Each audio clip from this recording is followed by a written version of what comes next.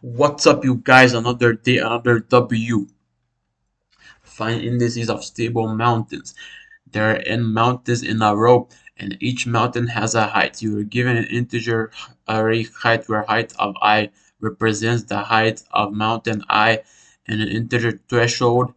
A mountain is called stable if the mountain just before it, if it exists, has a height strictly greater than the threshold.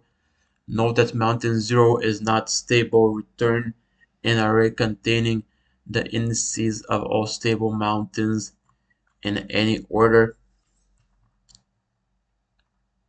Okay, so this has 100 elements. So I'm just gonna we're gonna just start from 1, and I'm gonna keep our n. We're gonna start from 1 like this, and if height of I minus 1 is greater than threshold, we're gonna say and push back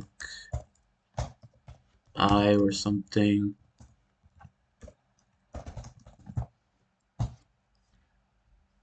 I think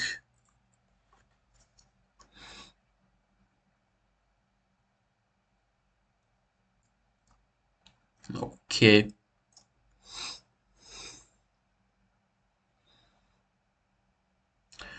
Okay, I that got accepted. Okay.